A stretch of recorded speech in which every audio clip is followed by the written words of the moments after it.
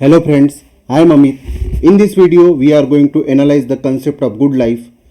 ये टॉपिक मैंने चूज़ किया है क्योंकि आप देख सकते हैं कि 2017 में गुड लाइफ के ऊपर सीधा क्वेश्चन पूछा गया है और 2014 में हैप्पीनेस के ऊपर से क्वेश्चन पूछा गया है।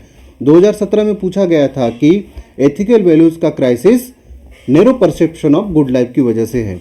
तो हम देखेंगे कि narrow perception of good life क्या है। और 2014 में पूछा गया था कि आपके लिए हैप्पीनेस का क्या मतलब होता है, इसको आपको एक्सप्लेन करना है एग्जाम्पल के साथ में। तो इन दोनों टॉपिक को हम आज एनालाइज करने वाले हैं, तो वीडियो में बने रहिए।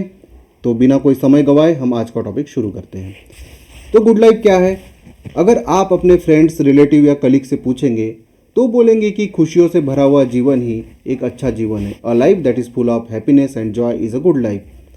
और मोस्ट ऑफ द जो हमारी गतिविधियाँ है, जो हमारी क्रिया प्रतिक्रिया है, वो सारी इसी बात के ऊपर अग्रसर होती है, इसी दिशा में होती है कि हमको हैप्पीनेस कहाँ से मिलती है। अगर आप किसी से पूछेंगे कि वो अमीर क्यों बनना चाहता है या वो हेल्दी क्यों होना चाहता है, या उसे पूछेंगे कि उसको गुड रिलेटिव्स या फ्रेंड्स क्यों चाहिए, तो उसका जवाब होगा कि वो अमीर इसलिए बनना चाहता है कि उसे लगता है कि वेल्थ और फेम ये दोनों चीज़ें उसके पास रहेगी तो वो खुश रह सकता है। उसी तरीके से उसके पास हेल्थ रहेगी तो वो खुश हो सकता है, और अच्छे रिलेटिव्स उसको खुशी दे सकते हैं, अच्छे दोस्त उसको खुशी दे सकते हैं, और बुरे दोस्त उसके लिए परेशानी का सबब बन सकते हैं। तो ऊपर जितनी भी चीज़ें हमने डिस्कस करी है, ये सारी चीज़ें इंस्ट्रूमेंटल है। इंस्ट्रूमेंटल है मतलब सहायक है। किस चीज़ के लिए सहायक है? किसी हायर चीज़ को पाने के लिए सहायक है। और वो हायर चीज़ कौन सी है? वो हायर चीज़ है खुशी या हैप्पीनेस। मतलब रिच होना, हम रिच होना क्यों चाहते हैं? रिच होना इंस्ट्रूमेंटल है टू एक्वायर हैप्पीनेस। तो हैप्पीनेस जो है हमारी अल्टीमेट वैल्यू है। It has intrinsic value. Intrinsic value मतलब वो अपने आप ही अच्छी है, अपने आप में ही अच्छी है, अपने आप में वैल्यूएबल है। ठीक है। और ऊपर जो चीज़ें बताई है that are instrumental to the happiness. इसको दूसरे शब्दों में बोले तो happiness is ends in itself, whereas being rich और हैविंग गुड हेल्थ और having good relatives are ends in itself. मतलब वो एंड्स है अपने आप में, सॉरी वो मीन्स है अपने आप में, और जो हैप्पीनेस है एंड है अपने आप में। हमारी सारी गतिविधियों का एकमात्र उद्देश्य खुशी को प्राप्त करना है। आगे बढ़ते हैं। तो इस हैप्पीनेस के अल्टीमेट सोर्स क्या है? तो सबसे इंपॉर्टेंट सोर्स है इसका मटेरियल और फिजिकल वेलबींग। और ये जो धारणा है कि मटेरियल जो कल्चर है या ज़्यादा वेल्थ होने से, ज़्यादा अच्छी हेल्थ होने से हमको खुशी मिलती है, ये अवधारणा आज से ही नहीं प्राचीन काल से चली आ रही है। प्राचीन काल में इंडियन फिलोसॉफिकल सिस्टम चारवाका, जिन्होंने कहा था कि प्रत्यक्ष प्रमाण है, उन्होंने ये भी कहा था कि हमारे जीवन का अंतिम मतलब अल्टीमेट एम ऑफ और human life is to attain physical pleasure. और फिजिकल प्लेजर क्यों हमारे जीवन का अंतिम लक्ष्य होना चाहिए? क्योंकि उससे हमको खुशी मिल सकती है। और उन्होंने ये भी कहा था कि इस लाइफ के बाद और कोई लाइफ नहीं है, इसलिए हमारा एकमात्र उद्देश्य ज़्यादा से ज़्यादा फिजिकल प्लेजर को प्राप्त करना होना चाहिए। उन्होंने यहाँ तक भी कहा था कि अगर आपके पास में पैसा नहीं है, पैसा खत्म हो जाता है, तो भाई जाओ उधार लो, और उधार लो के फिर से खर्च करो और फिजिकल प्लेजर को एंजॉय करो, क्योंकि फिजिकल प्लेजर ही खुशी का एकमात्र साधन है उनके हिसाब से। इसी तरीके की कुछ बात वेस्टर्न फिलॉसफी में हेडोनिज्म की फिलॉसफी आती है, उन्होंने भी इसकी वकालत की थी। वो बोलते हैं कि a life in which pleasures are maximised and pains are minimised एक अच्छा जीवन है। मतलब ऐसा जीवन जिसमें बहुत सारी खुशियाँ हो और दुख थोड़ी सी मात्रा में हो, ऐसी लाइफ एक अच्छी लाइफ है।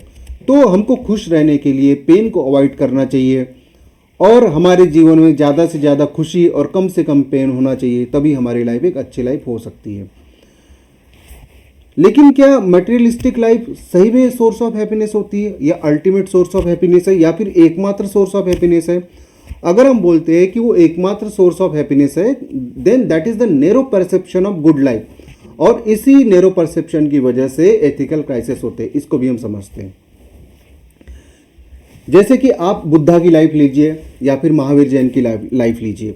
ये दोनों राजकुमार थे, दोनों के पास अपार धन और वैभव था, लेकिन अपार धन और वैभव होने के बावजूद भी इन्होंने उन सारे वैभवों का त्याग किया, सांसारिक सुखों का त्याग किया, और they left they all there pleasure for the search of truth. उन्होंने सत्य की खोज के लिए अपने सारे सांसारिक सुखों को त्याग दिया। लेकिन सांसारिक सुखों को न केवल उन्होंने त्यागा और search, they not only search the truth, they got it. इसलिए तो गौतम बुद्ध, सिद्धार्थ जो बुद्ध हुए, महावीर जैन की भी लाइफ कुछ इस तरीके की है। और मॉडर्न लाइफ में आप गांधी को ले लीजिए, इन्होंने भी सभी सुखों का त्याग किया। काय के लिए त्याग किया? कि ह्यूमन वेलफेयर के लिए उन्होंने सारे सुखों को छोड़ दिया। वो भी अच्छे घर से थे, ठीक है, सारी खुशियां उनके पास थी। दूसरी बात, materialistic pleasure is not the ultimate source of happiness. इसको कुछ लोगों के एग्जाम्पल से भी हम समझ सकते हैं, जैसे जोनाथन ट्रॉट और बेन स्टोक। ये इंग्लिश प्लेयर है और अच्छे नामी प्लेयर हुए हैं। इनके पास वैभव भी था, संपत्ति थी, लेकिन फिर भी ये डिप्रेशन का शिकार हुए, फिर भी एंजाइटी का शिकार हुए। सुशांत सिंह राजपूत, इन्होंने सुसाइड कर ली। He was a good actor और उसके पास भी सारी, मतलब most of the physical wealth उसके पास था। इसका मतलब ये होता है कि जब फिजिकल प्लेजर होता है आदमी के पास, व्यक्ति के पास, उसके बावजूद भी उसके जीवन में एक तरीके का सूनापन हो सकता है, खालीपन हो सकता है, जिसकी वजह से ये लोग एंजाइटी का शिकार हुए। इसका मतलब फिजिकल जो चीज़ें हैं, मटेरियलिस्टिक जो चीज़ें हैं, उसकी वजह से ज़रूरी नहीं है कि आपको खुशी मिलेगी। It means that materialistic sources does not necessarily leads towards the happiness. एक और एग्जांपल लेते हैं कि आप जो है योगा फिलॉसफी के बारे में सुना होगा। योगा फिलॉसफी क्या बोलती है कि अगर आप कंटिन्यूसली कुछ प्रैक्टिसेस करते, कुछ क्रियाएं करते, ध्यान लगाते, प्राणायाम करते, योगा करते, तो ultimately you reach in the state of समाधि। और स्टेट ऑफ समाधि में क्या होता है कि हमको एक एटर्नल ब्लिस मिलती है, जिससे जो हैप्पीनेस होती है वो हमारे अंदर से प्रस्फुटित होती है। तो इसका सोर्स फिजिकल जो है वेलबींग या फिजिकल वेल्थ नहीं है, वो तो हमारे अंदर से प्रस्फुटित हो रही है। ये जो फिजिकल प्लेजर, ये जो स्पिरिचुअल प्लेजर है, ये फिजिकल प्लेजर की तरह ट्रांजिटरी नहीं है, मोमेंटरी नहीं है। ये आपको हमेशा बना रहेगा, ये एटर्नल है। जैसे आपने एक रसगुल्ला खाया, रसगुल्ले का सुख आपको 2 मिनट के लिए मिला, लेकिन उसके बाद उसका एहसास चला जाता है और फिर से उसको खाने का मन करता है। लेकिन स्पिरिचुअल प्लेजर इस तरीके के नहीं होते, वो शाश्वत होते हैं, एटर्नल होते हैं। They are like eternal bliss. और इंडियन फिलोसॉफी में वेदांता की फिलोसॉफी है, जिसको शंकराचार्य ने पोस्टुलेट किया था, वो बोलती, उन्होंने भी फिजिकल प्लेजर को जो है स्पिरिचुअल प्लेजर उसके सामने मतलब थोड़ा कम करके आका है। मतलब he subordinated the material pleasure to the material pleasure to the spiritual pleasure. Okay, और हम देखते हैं कि ये फिजिकल जो प्लेजर है, इसकी वजह से इन्वायरमेंटल डिग्रेडेशन हुआ है, और इन्वायरमेंटल डिग्रेडेशन होने की वजह से जो हमारी जो आने वाली पीढ़ियां हैं उनकी खुशी दांव पर लग गई है। दूसरा, 2 वर्ल्ड वार इसी मटेरियलिज्म की फिलॉसफी की वजह से हुई थी, जिसमें लाखों करोड़ों लोग मारे गए थे। तो लाखों करोड़ों लोग मारे जाने की वजह से उनके परिवार उजड़ गए और वो सारे लोगों के जीवन में दुख आ गया। तो मटेरियलिज्म जो है वो हमेशा ही हैप्पीनेस की तरफ हमको नहीं ले जाता है। और इसी तरीके की कुछ बात वेस्टर्न फिलोसोफर प्लेटो ने भी कही है। प्लेटो ने कहा है कि over and above this perceptual world there exist world of idea which is a transcendental world. ठीक है, और उन्होंने इस ट्रांसेंडेंटल वर्ल्ड के नॉलेज को सुपीरियर बताया है, इस ट्रांसेंडेंटल जॉय को सुपीरियर बताया है फिजिकल जॉय के कंपैरिजन में। एक और एग्जांपल हम ले सकते हैं, जैसे कि भगत सिंह का हम एग्जांपल लेते हैं। भगत सिंह ने क्या किया था कि एक कॉज के लिए अपनी जान न्यौछावर कर दी थी। He did not believe in the God. वो नास्तिक थे, लेकिन फिर भी उन्होंने एक कॉज के लिए अपनी लाइफ सेक्रीफाइस करी थी, और खुशी खुशी सेक्रीफाइस करी थी। जब वो फांसी के फंदे पर झूलने जा रहे थे, तो आप मूवीज में देख सकते हैं कितने खुश थे वो। तो उस खुशी का सोर्स क्या था? उस खुशी का सोर्स कोई फिजिकल चीजें तो नहीं थी। तो और जब एक सैनिक अपनी छाती पर गोली लेता है, तो क्या उसको कोई फिजिकली खुशी मिलती है? नहीं, उसको फिजिकली खुशी नहीं मिलती, लेकिन फिर भी उसके अंदर कुछ ऐसी खुशी मिलती है, इनर सेटिस्फेक्शन होता है उसको कि एक कॉज के लिए वो अपनी लाइफ को सेक्रीफाइस कर देता है।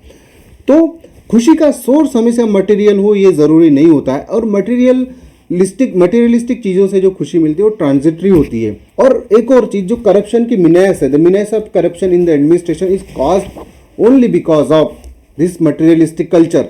हर कोई नाम कमाना चाहता है, पैसा कमाना चाहता है एडमिनिस्ट्रेशन में जाके, और इस वजह से क्या होता है कि वो गलत कामों में लिप्त हो जाता है, संलिप्त हो जाता है और अपनी वैल्यूज़ को कॉम्प्रोमाइज़ करने लगता है। तो करप्शन का भी मेजर रीज़न है। करप्शन का मेजर रीज़न क्या है? यही जो मटेरियलिस्टिक कल्चर है, यही उसके पीछे खड़ा है, यही उसकी आधारशिला है। तो क्या मटेरियलिज्म एकदम बेकार है और इसको हमको बिल्कुल त्याग देना चाहिए और सब मतलब सारी प्रैक्टिसेस योगा की शुरू कर दो जी और घर छोड़ दो जी, सांसारिक सुखों का त्याग कर दो जी? तो क्या ऐसा करना चाहिए? तो मटेरियलिज्म खराब नहीं है, actually over emphasis on materialism is bad. जैसे महात्मा गांधी ने कहा था, there is enough place on the enough resources on the earth to satisfied everyone's need but not everyone's greed. मतलब धरती माता के पास इतने संसाधन है जो हर किसी की ज़रूरत को पूरा कर सकते हैं, लेकिन हर किसी के लालच को पूरा करने की क्षमता उसमें नहीं है। तो ग्रिड के ऊपर कंट्रोल करने की ज़रूरत है। दूसरी बात, यहाँ पे स्वामी विवेकानंद को भी कोट करना ज़रूरी हो जाता है, जिन्होंने कहा था कि we need both spiritualism of east and materialism of west for the welfare of human society. मतलब उनका कहना था कि वेस्ट के मटेरियलिज्म को मिला दो, ईस्ट के स्पिरिचुअलिज्म को मिला दो, इन दोनों को मिला के जो लाइफ बनेगी उससे हम ह्यूमैनिटी को वेलफेयर की तरफ अग्रसर कर सकते हैं। तो आज का टॉपिक हम यही समाप्त करते हैं। आज हमने देखा कि consider that materialistic things are the only source of happiness. It means you are identifying part with the whole, और मटेरियलिस्टिक चीज़ें ही जीवन की संपूर्ण पिक्चर नहीं होती है। इट मीन्स कि materialistic things are do the necessary condition for the happiness, they are not the sufficient condition for the happiness. अगले वीडियो में हम देखेंगे कि क्या happiness necessarily leads toward the good life. मतलब क्या happiness both necessary and sufficient condition for the good life. तब तक आप वीडियो सुनते रहिए, उनको देखते रहिए, और अगर आपको पसंद आता है तो लाइक कीजिए और चैनल को सब्सक्राइब कीजिए। Thank you so much.